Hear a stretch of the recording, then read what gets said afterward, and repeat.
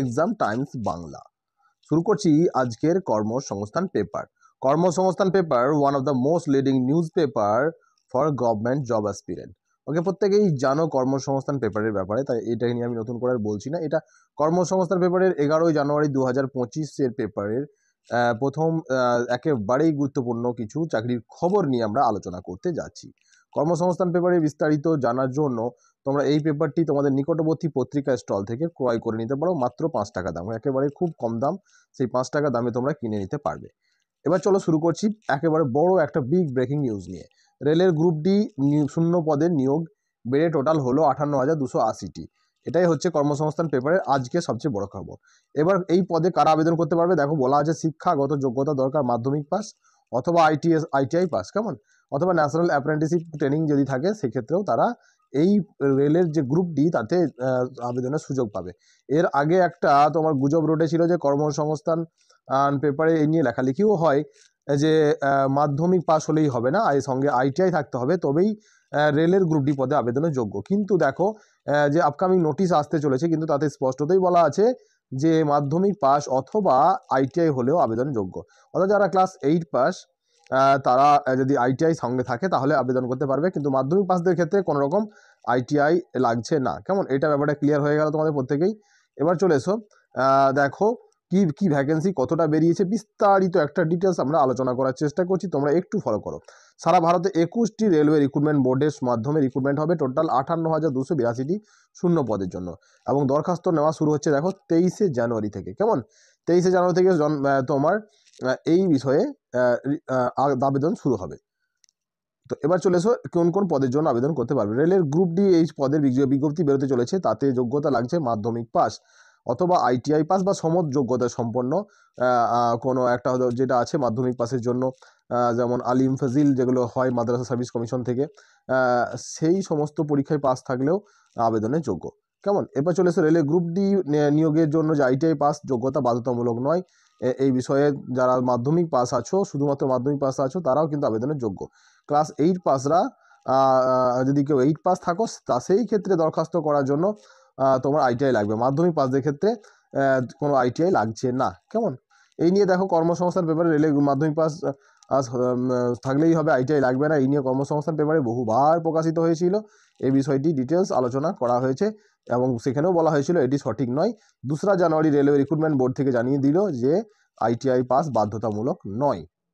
ওকে, প্রত্যেকের এই বিষয়ে ক্লিয়ার, কেমন।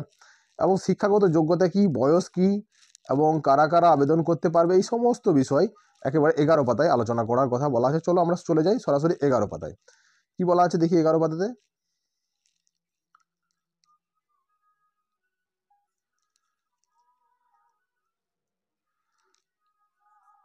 একটু জুম করে নিচ্ছি, নোট করো 11 পাতায় কি বলা আছে। ওকে, চলো রেলের যে গ্রুপটি নিয়োগ হতে চলেছে, এক পাতার পর আমরা চলে এলাম, এক পাতার পর চলে এলাম একেবারে 11 পাতায়। সেখানে বলা আছে আইটিআই পাস সমযোগ্যতা সম্পন্ন হতে হবে। এবার মূল কথা হচ্ছে বয়স কত হবে, কেমন। এখানে দেখো বলা আছে বয়স কত হবে। তো বয়স একেবারেই বলা আছে বয়স হতে হবে 1/7/2025 হিসাবে 18 থেকে 36 বছর। ওকে, 18 থেকে একটু সমস্যা হচ্ছে, হ্যাঁ 18 থেকে 36 বছরের মধ্যে, কেমন। কারণ কোভিড অতিমারির জন্য শুধুমাত্র এই বছরের পরীক্ষার ক্ষেত্রে বয়স 3 বছর থেকে বেড়ে 33 থেকে 3 বছর বেড়েছে আর কি, অর্থাৎ 33 থেকে 36 করা হয়েছে। কারণ কোভিড অতিমারির জন্য অনেকেই পরীক্ষা দেওয়ার সুযোগ পায়নি বা নিয়োগ ভ্যাকেন্সি একেবারেই প্রকাশিত সেরকম হয়নি দীর্ঘদিন, তার জন্য এই 3 বছর বাড়িয়ে একটা সুযোগ দেওয়া হচ্ছে, এছাড়া অন্য কোনো কারণে। এবার অন্যান্য প্রত্যেক বছরে কিন্তু এই সুযোগটা থাকবে না, তাদের ক্ষেত্রে তোমাদের 33 বছরই থাকবে। কিন্তু যারা তপশিলি জাতি আছে তাদের যেমন নিয়ম অনুসারে 5 বছর, ওবিসিরা 3 বছর, এবং বিধবা বিচ্ছিন্ন হলে পুনর্বিবাহ যদি না করে থাকে, বিধবা কোনো মহিলা যদি আবার বিয়ে না করে থাকে, তাহলে যথারীতি যে আইন রয়েছে সেই অনুসারে বয়সের ছাড় পাবে, কেমন। অর্থাৎ তপশিলি জাতিরা 5 বছর এবং ওবিসিরা 3 বছর ছাড় পাবে, এবং বিধবা বিচ্ছিন্ন যারা রয়েছে অর্থাৎ ডিভোর্সি যারা রয়েছে তাদের ক্ষেত্রেও ছাড়ের সুযোগ রয়েছে, কেমন। এছাড়াও দেখো বলা আছে রেলের কর্মী, প্রাক্তন সমকর্মীরাও কিন্তু যথারীতি বয়সের সুযোগ বা ছাড় পাচ্ছে, কেমন। কোন ক্যাটাগরিতে কটি শূন্য পদে নিয়োগ হবে তা বিস্তারিত দেওয়া আছে। টোটাল প্রথমে 32,000 শূন্য পদের ভিত্তিতে যে ভ্যাকেন্সি দেওয়া হয়েছিল সেটা এখানে বলা আছে। বিস্তারিত ভ্যাকেন্সি কিন্তু এখনও প্রকাশিত হয়নি। বিস্তারিত ভ্যাকেন্সি কখন প্রকাশিত হবে চলো দেখে নিই। এখানে কি বলা হয়েছে, টোটাল বর্তমানে যে শূন্য পদ, বর্তমান শূন্য পদ বেড়ে হয়েছে 282টি। এবং রেলে কোন ক্যাটাগরিতে কটি শূন্য পদের নিয়োগ বিজ্ঞপ্তি দেওয়া হবে সব বিষয়ে রেল রিক্রুটমেন্ট বোর্ড প্রার্থী কীভাবে নিয়োগ করবে সমস্তটাই কিন্তু বিস্তারিতভাবে জানিয়ে দেবে পরবর্তী যে নোটিশ প্রকাশিত হবে, বিস্তারিত নোটিশ, সেই নোটিশে। কেমন? এবার রেলের যে রিক্রুটমেন্ট প্রসেস, কোন প্রসেসে নিয়োগ হবে দেখো এখানে বলা আছে কম্পিউটার বেসড একটা সিবিটি অর্থাৎ কম্পিউটার বেসড একটা টেস্ট নেওয়া হবে। সেই কম্পিউটার বেসড টেস্ট হওয়ার পর শারীরিক সক্ষমতার পরীক্ষা হবে এবং সার্টিফিকেট ভেরিফিকেশন হবে। ওকে, তো এবার পরীক্ষাটা কিভাবে হবে, অনলাইন হবে না অফলাইন? দেখো স্পষ্টতই বলা আছে পরীক্ষা কিন্তু হবে অনলাইনের মাধ্যমে।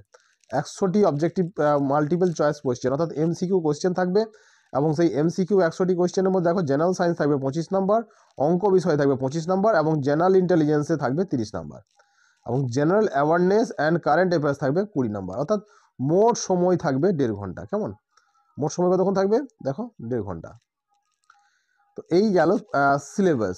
অঙ্ক 25, জেনারেল সায়েন্স নিয়ে অর্থাৎ মাধ্যমিক যোগ্যতায় যে সায়েন্স রয়েছে জেনারেল সায়েন্স বলা হচ্ছে সেটাকে, সেই জেনারেলসের মাধ্যমিক যোগ্যতায় এবং অঙ্ক তাই মাধ্যমিক standard. General intelligence and reasoning তোমরা রেলের প্রিভিয়াস ইয়ার কোয়েশ্চেন ফলো করলে জানতে পারবে এবং জেনারেল অ্যাওয়ারনেস সাধারণ জ্ঞান এবং কারেন্ট অ্যাফেয়ার্স একেবারে সাম্প্রতিক ঘটনাবলী, এই সমস্ত কিছু নিয়েই হবে প্রশ্ন। এবার চলো আমরা বিস্তারিত জেনে নেব।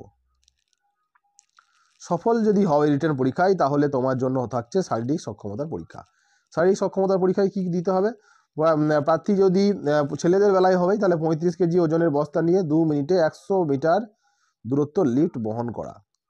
ওকে, একবার সুযোগ পাবে, অর্থাৎ একবার সুযোগেই তোমাকে 35 কেজি, দেখো এখানে বলা আছে 35 কেজি ওজনের বস্তা নিয়ে 2 মিনিটে, কিন্তু সময়টা বাঁধা আছে 2 মিনিটের মধ্যে 100, অর্থাৎ শারীরিক একটা সক্ষমতা ভালো রকম দরকার। এবং 4 মিনিট মেয়েদের ক্ষেত্রে দেখো এখানে আর একটা বলা হচ্ছে শারীরিক সক্ষমতা যদি 4 মিনিট 15 সেকেন্ডে 1000 মিটার দৌড়াতে হবে এক সুযোগ, এটা ছেলেদের বেলাতেই। কেমন? তাহলে দুটো সুযোগ, একটা হচ্ছে ক্যাটাগরি ক, সেখানে বলা হচ্ছে 35 কেজি ওজনের বস্তা নিয়ে 2 মিনিটে 100 মিটার নিয়ে যেতে হবে এবং 4 মিনিট 15 সেকেন্ডে তোমাকে 1000 মিটার দৌড়ানোর সুযোগ দেওয়া হবে। তাহলে একবার বস্তা নিয়ে ছুটতে হবে, একবার এমনি ছুটতে হবে। এটা হচ্ছে তোমার শারীরিক সক্ষমতার পরীক্ষা। যেহেতু রেলের গ্রুপ ডি চাকরি এবং সেই চাকরির পরীক্ষায় কিন্তু একটা শারীরিক সক্ষমতার প্রয়োজনীয়তা পড়ে, তাই ভারতীয় রেল একেবারে যোগ্য ছেলেকে তাদের নির্বাচিত করার জন্য তাদের বেশ কিছু শারীরিক পরীক্ষার মাধ্যমেও তারা রিক্রুটমেন্ট করবে। অর্থাৎ লিখিত পরীক্ষার পর শারীরিক সক্ষমতার পরীক্ষা।